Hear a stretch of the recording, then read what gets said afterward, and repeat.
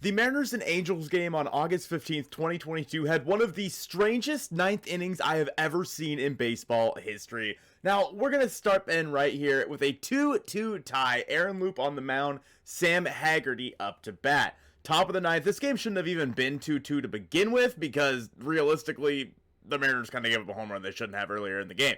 But nonetheless, Sam Haggerty at bat. Let's go ahead and check out this part of the at bat here. He is 1-2. He has the count 1-2 against Aaron Loup. So Haggerty gets a pitch he can handle and lines it into left field for a single with 1 out in the inning. So after Haggerty gets on first base, Carlos Santana comes in to pinch hit for Jake Lamb.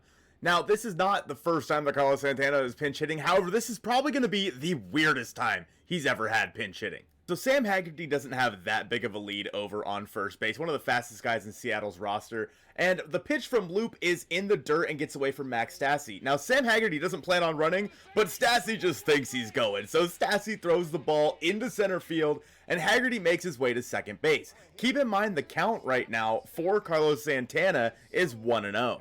You can see the ball in the dirt, Stassi runs over to it, not even knowing if the runner's going or not, just throws the ball into center field. You can see him say something special there, a 4-letter word that starts with S. Now again, 1-0 on Carlos Santana here from Aaron Loup. And Loup's going to throw this pitch and Haggerty's going to get an insane jump and steal third base. Now this was called a strike by Laz Diaz behind the plate, so the count is now 1-1. So Carlos Santana has a 1-1 count, goes ahead and takes this pitch for a strike, which means it should be 1-2. On the fourth pitch of the at-bat, Carlos Santana takes a ball in the dirt here, making the count 2-2. And now, for some reason, there is confusion as to what the count is here on Carlos Santana. You can see Manny acted down at third base asking about the count, and Carlos Santana says, wait, it's 3-1. Because for some reason he thinks it's 3-1, but Laz Diaz says that it's 2-2, which Laz is correct here.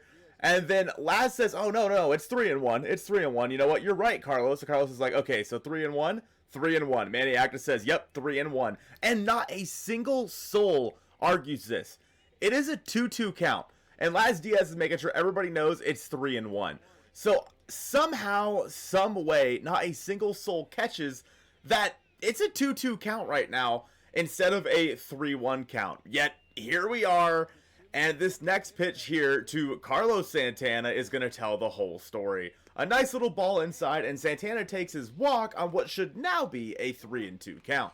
You have Phil Nevin over there not thinking anything of it, with Julio coming up to bat. Now they're going to go ahead and have Dylan Moore pinch run for Carlos Santana. Carlos Santana getting high fives all around because, well, maybe they know that it wasn't a 3-1 count, but hey, what are you going to do? Laz Diaz and the Angels both thought it was a 3-1 count. So that brings up rookie phenom Julio Rodriguez up to the plate. Runners on first and third here, a long fly ball gives the Mariners the lead. But you know what they don't need? They don't need a long fly ball. Julio's going to take this first pitch for a ball and make it 1-0. Now here's where things start to get a little bit weird. Julio takes this 1-0 pitch and takes it inside, makes it 2-0. So you know that Julio's going to get a good pitch to hit here. Now Dave Sims says something in the air and deep. And you know what? Julio has that at the back of his mind. But he says, I'm going to just hit the ball hard somewhere instead and see what happens. So Julio takes his 2-0 pitch and hits a liner to second base. Now the second baseman drops the ball and throws it home. And as you can see here, we'll go back and check it out. Aaron Loup falls, so nobody is covering home plate. Now a lot just happened. Let's go back here. All right, back a little bit more. So we have this part right here. See, can we slow this down? Does this get a little bit slower? No, shame. All right, here we go. We'll take it frame by frame. So 2-0 count. Massive swing by Julio. Loup almost catches this ball barehanded. As you can see, he almost caught that baseball barehanded. Instead, it goes out to the second baseman and hits off the bottom of his glove and lands in front of him. Now, of course, the best possible thing that could happen for him here is be able to turn the double play, which could have been possible if they would have thrown over to first and then tagged the runner. But instead, they think, nah, we're going to go ahead and throw home to try to get Sam Haggerty out. So, the second baseman throws the ball home. And Sam Haggerty gets himself into a rundown. Now watch Aaron Loup back here, the pitcher. He goes to cover home plate and he falls. When he falls right there, it's game over. Would he have been able to beat Sam Haggerty back to home anyway?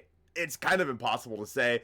but he's on the ground and there's nobody covering home plate. And Dylan Moore never stops running here from second base. So he's going to go directly to third. Haggerty's going home. They're going to get him in the rundown, but then this is when the third baseman realizes, yo, there's nobody covering home plate. He's going to score. We got to get the guy at third. You can see Dylan Moore here. They're going to cover third base.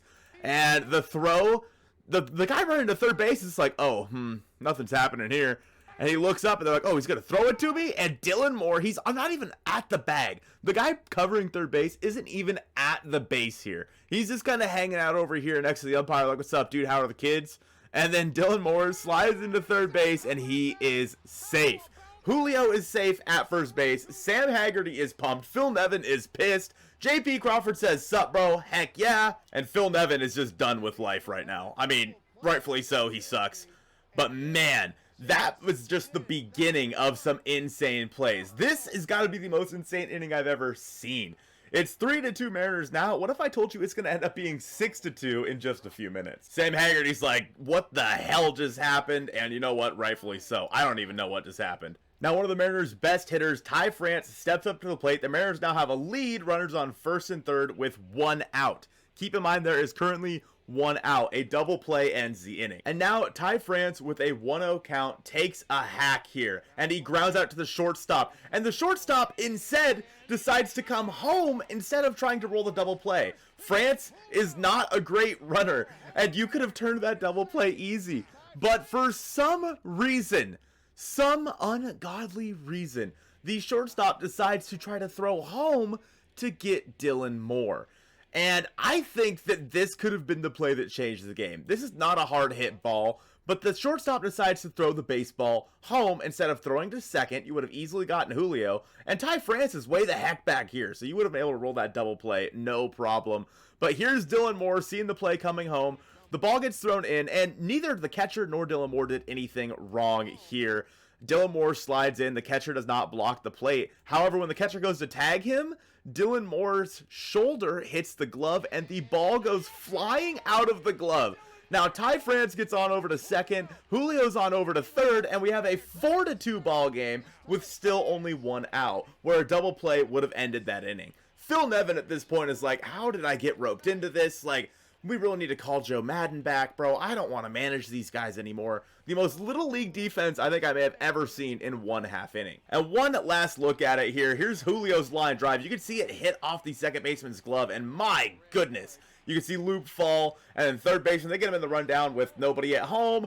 There's Dylan Moore safe at third. My goodness, that's just the beginning. A series of unfortunate events. We have the ground ball to second. Look how much time he had to roll that double play, and the ball gets hit out of Max Stassi's glove by Dylan Moore. The funniest thing I think I've ever seen.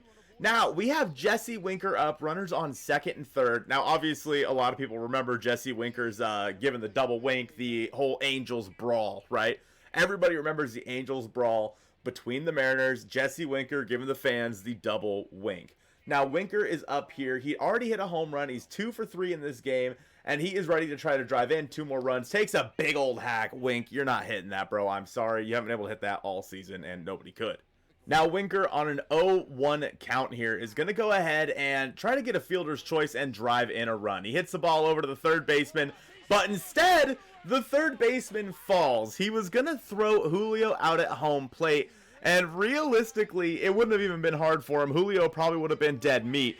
But you can see right here on this play, as we back it up here a little bit, when Winker hits his ball to the third baseman, homie's on roller skates out there. He gets the ball, he's got it, he's ready to throw. Julio would have been dead meat here at home.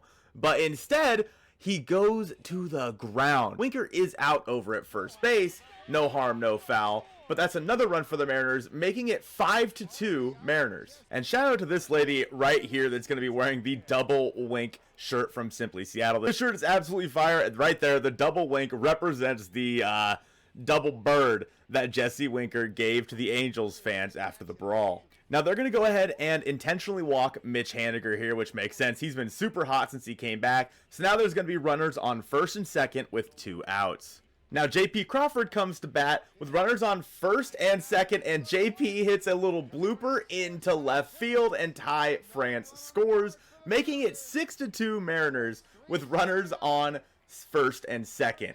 JP's given some love to the Mariners fans, and finally, Phil Nevin decides, okay, all right, Loop, you have suffered enough. I'll come and get you now, buddy. Now, we go here to the bottom of the ninth. Joe Adell is pinch hitting. There are 2 outs. Paul Sewald's on the mound. JP Crawford's just waving, saying, hey, what's up? He's actually trying to see how they want to set up the defense, but not the point. Joe Adell is up here against Paul Sewald with 2 outs, and the Angels down by 4. Nice little swinging strike there from Sewald up at the top of the zone with that high spin rate, and Joe Adell cannot catch up, even though it's only 93 miles an hour. Now, pitch number 3 here from Sewald is going to be a nice another strike at the top of the zone with that high spin rate. Adell's able to catch up this time, but just when you thought the wackiness of this inning was over and this game is all said and done, there's one little trick left up the Mariners' sleeve. So Sewald's going to throw a riding inside pitch here to Joe Adell, and Joe Adell is going to start to swing, and it's going to hit him in the hand. However, the thing is Joe Adell's bat broke the plane there, and obviously that does not feel good on his hand. But if his bat broke the plane, that means that's a swing, which means that is strike 3 of the 9th inning. Now, nobody really realizes this yet. Everybody's kind of focused on Adell and making sure he's okay. You can see that fastball coming in, but you can clearly see that is a swing from Adell. Hopefully his hand's okay. I always hope Joe Adell's okay. I like Joe Adell. But then you can see the Mariners, they're kind of like, now wait a minute. Phil Nevin's confused. He's like, what are they doing? What the heck's going on out there? Laz is like, that was ball game? The Mariners are out here hugging, and they're going to go do their dance. Everybody's confused. Sewald's like, yeah, that was a swinging strike. Game's over. They're checking on Joe Adell's hand right now. They're explaining Laz Diaz is to Phil Nevin. What the heck's going on? The Mariners are doing their dance. There's this guy in a Mike Trout jersey out there with the camera. And there's absolute chaos. The Mariners are full of chaos ball. Now, Phil Nevin's pointing at the dugout saying, like, boys, can we check to make sure that was a real swing?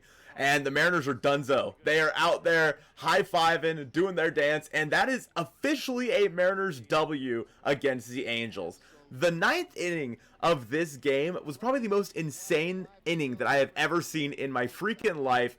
I want to hear what you guys think about it, because I think it was crazy. I hope you guys have a great rest of your day, and go Mariners.